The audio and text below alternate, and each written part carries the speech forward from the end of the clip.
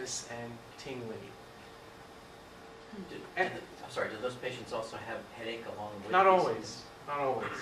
That's the kind of surprising part of it. A lot of them do, but you don't have to actually have a headache to have these migraine variants. So, I thought migraine is a headache. No, not necessarily. Migraine headache is a headache, but a migraine syndrome could actually happen without a headache. Usually it happens with a headache, but it can't happen without. I've heard of that with certainly ocular migraines. Yeah, I think that's the next slide. There we go. Which is a pain in the eye, and sometimes you have weakness of one of the eyes moving in certain directions. And then there's the hemiplegic migraine, which is most similar to a stroke. And in any given month, I probably have 2 or 3 patients in the hospital that I get consulted on which have hemiplegic migraine. And usually they're younger women with no stroke risk factors. But I would say I had one patient in her 70s who has these all the time. And she's had probably 20 MRIs and everything's always normal. So, and then there's the confusional migraines, which are usually caused by trauma. And these usually are triggered in younger kids. Kids and teenagers get these. Tension headache is actually the most common type of headache. I never see these guys in clinic because their headache is usually not as intense as migraine headaches. It's usually musculoskeletal, so it's the muscles around the scalp are kind of tense and they cause this pain. And it's on both sides of the head.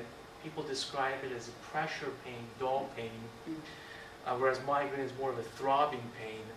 And they don't have the sensitivity to light and sound. They don't have all those auras and weird things that I mentioned. Here's another one, very rare, 0.1% of the population, cluster headaches, where these guys have a stabbing, sharp pain in the head, sometimes in the nose, associated with one of the eyes getting droopy, watery nose, and watery eyes. Usually men get it a lot more than women. Younger men, usually in their 40s, last 45 to 90 minutes. And the reason it's called a cluster headache is because they usually occur in clusters. Like they would get 5 or 6 in 1 month, and they wouldn't get any for 6 months, and again, a bunch of them in a row. And this is a lot of times related to the weather and wind and other things that we don't completely understand. Allergy? Is it allergy? I guess. There's also sinus headaches, but those are, I think, very overdiagnosed, actually. Why is it more in men? That's a very good question. I don't know. The migraine headaches are more in women because of estrogen. And that's why with age they decrease. But cluster headaches, why more in men? I don't know. Isn't the brain wired differently? Women to men? A little bit, yeah. There's some evidence that a man's brain looks different. Yes, sure. And of course, the hormones also have an interaction with the brain as well.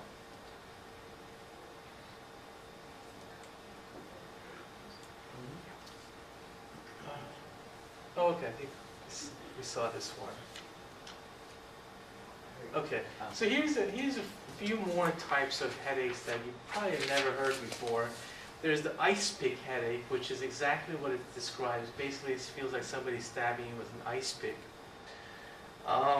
There's the hypnic headaches, which occur during sleep, during the REM phase of sleep. There's pseudotumor cerebri, which is also known as idiopathic intracranial hypertension. It occurs in women, young women, and usually obese women. And these headaches occur all the time, every day. And the diagnosis for this is actually lumbar puncture. We measure the opening pressure of the spinal fluid, and if it's high, we put them on certain medications that decrease this pressure on the brain. Also, weight loss is a treatment. Trigeminal neuralgia, which is a sharp pain, usually in the face, cheek area, also stabbing pain. And there's temporal arteritis, which occurs usually in older people and is also associated with visual problems and jaw pain. So those are the primary headaches. There's no underlying disease that would explain it. But secondary headaches are due to an underlying structural disease problems that need to be diagnosed and treated. By the way, I apologize. My slides might be a little bit different from the ones you have in the handout because I made some last-minute changes. So these are usually actually can be life-threatening and deadly. And there's about 200 different causes for these types of headaches. So head trauma, head bleed, stroke, carotid artery dissection, which means that one of the vessels in the neck has torn, arteriovenous malformation, temporal arteritis, actually that was mentioned in the previous one, brain tumors, seizures, brain infections, or any problem with the eyes, ears, nose, throat, and teeth. So how do we make the diagnosis? The most important one is clinical history. Usually the patients will basically tell you what it is, and all you have to do is label it with the diagnosis. So, duration, intensity, if there's a family history, alleviating or exacerbating factors, etc. Physical exam, if it's a normal exam versus abnormal exam. MRI of the brain, very helpful. MRA of the head and neck, which looks at the vessels in the head and neck.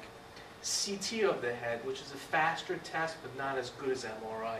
CTA also does the same thing as MRA. Conventional angio, they go through the groin into the brain, inject it with dye, and look at those vessels. Very sensitive test. And biopsy. And biopsy, the most common one is temporal arteritis, or temporal artery biopsy to rule out temporal arteritis. So there are hundreds of types of headaches, and there's hundreds of different types of treatments. So that's what makes my job hard and also interesting. And the most important part, obviously, is to make the correct diagnosis, because if you don't have the correct diagnosis, you don't have the correct treatment. So I'm going to backtrack and now talk more about treatments. So I'll talk about migraines because these are the more common types of headaches and the more debilitating types of headaches. And also, just to mention, I also probably 2 to 5 times a month I'll have somebody admitted to the hospital because of an excruciating headache that they just can't handle, and they have to be in the hospital and we do certain things to alleviate those headaches. So one is prevention and one is abortive. So one, you prevent the headache, the other one, you treat it when they get the headaches. Next slide. So preventive medications. One type is blood pressure medications, believe it or not. The beta blockers and calcium channel blockers that a lot of people are on, maybe some people in this room are on these medications. These can actually prevent or decrease the frequency and intensity of headaches. The second class is antidepressants like SSRIs, like Prozac, Celexa, etc. Or tricyclics like amitriptyline, also known as Elavil. And the third class is anti-epileptic medications. The one I use the most is Topamax because it has the least side effects and it's effective. So it's pretty crazy that you can use a blood pressure medication to prevent headaches or seizure medication to prevent headaches. And then there's the abortive medications, the triptans. I use a lot of these as well, and there's many of them in each category. The one thing to remember is